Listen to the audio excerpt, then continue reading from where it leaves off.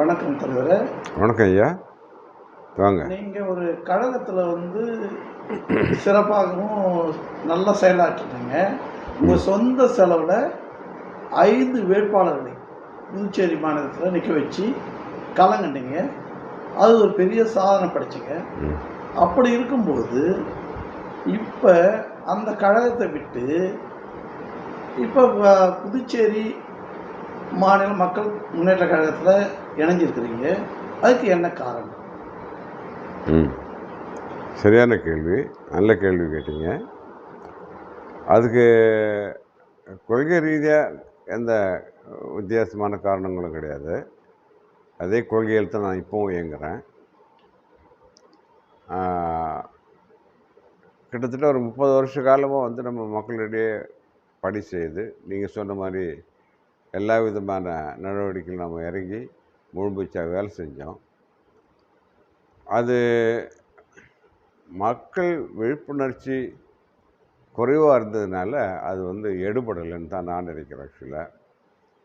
அதனால் யோசித்தேன், நம்ம முன்னாள் பாராளுமன்ற உறுப்பினர் மதிப்புக்குரிய ஐயா மு. ராமதாஸ் பேராசிரியர் அவர்கள்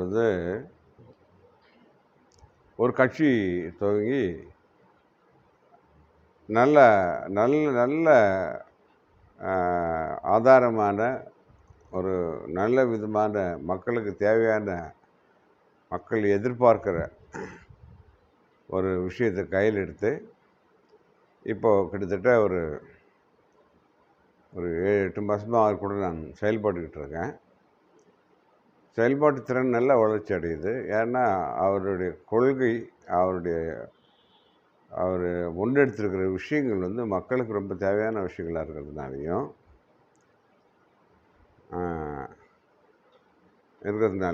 பேராசிரியர் செயல்படுறதுனால நம்ம அவர் கூட இணைஞ்சு செயல்படுறதுன்னு நான் முடிவெடுத்தேன். அவர் கூட இணைஞ்சு ஒரு 6-7 மாதமாக செயல்படுறேன்.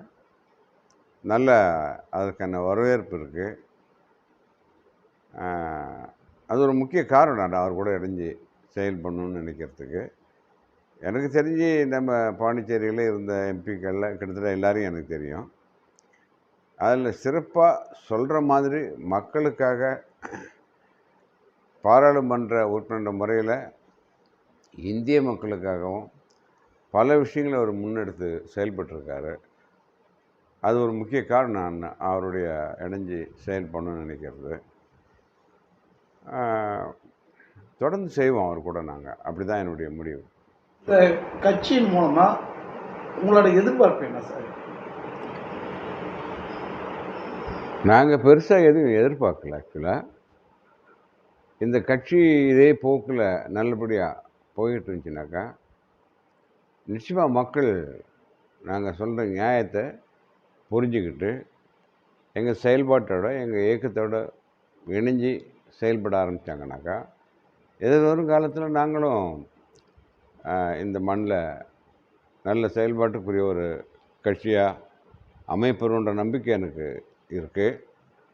அது மாத்திரம் இல்லை, இப்போ உங்களுக்கே தெரியும் இங்கே அரசியல்வாதிகள்லாம் எப்படி இருக்காங்க, மக்கள் மனநிலை அவங்கள பற்றி எப்படி இருக்குது, இதெல்லாம் உங்களுக்கு புரிஞ்ச விஷயந்தான். விளக்கி சொல்ல வேண்டிய அவசியம் இல்லை. ஸோ அதில் மாநிலத்துக்கான ஒரு கட்சி, இது 2வது கட்சின்னு சொல்லலாம். என்ஆர் காங்கிரஸுக்கு அப்புறம் மாநில கட்சின்னு எடுத்துகிட்டா நாங்கள் தான் ஒரு நல்ல இயக்கமாக அமைஞ்சிருக்குது. இது மக்களுக்கு புரியத்தானே செய்யும். அப்போது வருங்காலத்தில் நாங்கள் எதிர்பார்க்குறதுலாம் பெரிய பதவி பிரமாணம் அந்த மாதிரி எல்லாம் இல்லை. ஆக்சுவலாக எங்கள் தலைவர் உண்மையிலே என்ன எதிர்பார்க்குறேனாக்கா, மக்கள் அடிமட்டத்திலேருந்து மக்களுக்கான அதிகாரத்தை பகிர்ந்து கொடுக்கப்பட்டு அடிமட்டத்திலேருந்து இப்போ பஞ்சாயத்துன்னு இருக்குது, ரைட். ஒரு பஞ்சாயத்துனாக்கா ஒரு ஊர். ஆனால் கிராம பஞ்சாயத்துன்னு வந்துட்டால் ஒரு ஊருக்கு 4 கவுன்சிலர் இருப்பார், 2 கவுன்சிலர் இருப்பார், 3 கவுன்சிலர் இருப்பார். அவங்க கீழ்மட்டத்தில் உள்ள நிர்வாகத்தை பார்ப்பாங்க. மக்கள் ஏற்படுற பிரச்சனையை அலைச்சல் இல்லாமல் அவர் தேடின்னு போயிட்டு காசு செலவு பண்ணி பார்க்க வேண்டிய அவசியம் இல்லாமல் பக்கத்து தெருவுலையோ 2வது தெருவுலையோ இருப்பார் கவுன்சிலர். போய் பார்த்து சொன்னாங்கன்னாக்கா அந்த அந்த அந்த பிரச்சனை வந்து அவருக்கு உடனே அவர்கிட்ட போய் சேர்ந்துடும் கவுன்சிலர்கிட்ட போய் சேர்ந்தாச்சுன்னா அவர் உடனே அது அவருடைய வேலை. அப்படியா அப்படின்னு அந்த வேலையை எடுத்துக்கிட்டு அவர் வந்து பார்த்து பார்வையிட்டு போயிட்டு பஞ்சாயத்து தலைவர்கிட்ட சொல்லுவார். ஒரு சின்ன விஷயம் வந்து அவர் சொல்கிறதே போதும். கொஞ்சம் பெரிய விஷயமா இருந்தால் அவர் வேணால் பஞ்சாயத்து தலைவரும் வந்து பார்ப்பார். பார்த்த பிறகு அந்த விஷயத்தை அவங்க சேர்மன் நகரசபை சேர்மன் லெவலில் கொண்டு போவாங்க. கொண்டு போனால் அதுக்கான நிதி அதுக்கான ஆதாரம்லாம் இருக்கிறதுனால அந்த வேலை அது ஆட்டோமேட்டிக்காக நடக்கும். இப்போலாம் மக்கள் வந்து ரொம்ப சிரமப்படுறாங்க. எங்கே என்ன ப்ராப்ளம் இருக்குன்னு யாருக்கும் தெரியறதில்லை. ஏன்னா எம்எல்ஏ கண்ட்ரோலில் இருக்கிறதுனால அவங்களையும் குறை சொல்ல முடியாது. அவங்க வந்து 25,000 ஓட்டு மொத்தத்துக்கு டெய்லி போயெல்லாம் பார்த்துக்கிட்டு இருக்க முடியாது. ஸோ அந்த ப்ராப்ளம் இருக்கிறதுனால இது அரசனுடைய பிழை. உள்ளாட்சி தேர்தல் நடத்தியாச்சுனாக்கா அந்த நகர பஞ்சாயத்து அந்த அமைப்பு அதுக்குட்பட்ட வேலைகள்லாம் ஆட்டோமேட்டிக்காக நடக்கும். அதுக்கு மத்திய அரசு ஃபண்டு கொடுக்கறதுனால இவங்களுக்கு எந்த பிரச்சனையும் கிடையாது. ஆக்சுவலாக ஏன் அதை நிறுத்தி வச்சுருக்காங்கன்னு எனக்கு தெரியாது. அது வந்து நியாயமற்ற ஒரு செயல். அதை எதிர்த்து எங்கள் தலைவர் வந்து முன்னெடுத்து ஒரு விஷயத்தையும் சொல்லிகிட்டு இருக்காரு. அதுவே நாங்கள் கீழ்த்தட்டு மக்களை வந்து அனுசரித்து போகிறோம். கீழ்த்தட்டு மக்கள் எங்களை புரிஞ்சிக்கிட்டு செயல்படுங்கிற நம்பிக்கையில் நாங்கள் இதை முன்னெடுத்துக்கிட்டு இருக்கோம். கண்டிப்பாக குறுகிய காலத்தில் எங்களுடைய முயற்சி வெற்றி பெறும். உள்ளாட்சி தேர்தல் நடக்கும்னு நான் நம்பிக்கையாக சொல்லுவேன். இப்போ உங்கள் சார்பில் வந்து உங்கள் கட்சி சார்பில் உள்ளாட்சி தேர்தலுக்காக நீங்கள் போராட்டம் முன்னெடுத்து செஞ்சுன்னு இருக்கிறீங்க.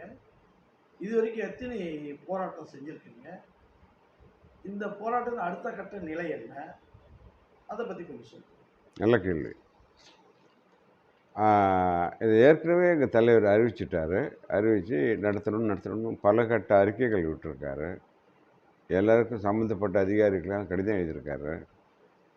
அதற்கான எந்த முன்னெடுப்பும் இந்த அரசு மூலிமா நடக்கலை. அதனால் முடிவெடுத்து ஒவ்வொரு கொம்யூன் பஞ்சாயத்துலேயும் போராட்டம். இப்போ இது வரைக்கும் வந்து 7 கொம்யூன் பஞ்சாயத்து 1 நகரம் 8 போராட்டங்கள் நடத்தியிருக்கோம். 8 போராட்டங்கள் மிகுந்த வரவேற்கக்கூடிய ஒரு மக்களிடையே வரவேற்பு இருந்துச்சு. அது ஆரவாரமாக எல்லா மக்களும் எல்லா பகுதி மக்களும் நல்லா கலந்துக்கிட்டு அதுக்கு ஆதரவு தெரிவிச்சிருக்காங்க. அதே நேரத்தில் இந்த அரசாங்கமும் இப்படி ஒரு போராட்டம் நடக்குதுன்ற விஷயமாச்சும் அவங்க மனசில் போய் அதுக்கான நடவடிக்கையில் தீவிரமான முயற்சியில் இருக்கிறாங்கன்னு நான் நம்புகிறேன். அப்படி குறுகிய காலத்தில் அவங்க சரியான நடவடிக்கை எடுத்து இந்த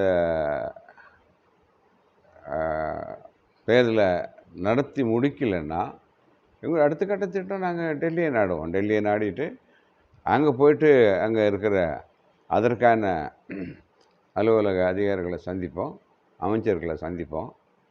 சந்தித்து கண்டிப்பாக நாங்கள் இந்த போராட்டத்தை ஒரு குறுகிய காலத்தில் நடத்தி காட்டுவோன்ற நம்பிக்கை எங்களுக்கு.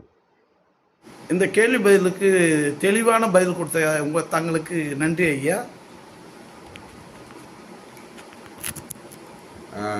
இந்த ஒளித்திரை இயக்கத்திற்கும் இந்த சேனலுக்கும் நாங்கள் மனமார்ந்த நன்றி தெரிவித்துக் கொள்கிறோம்.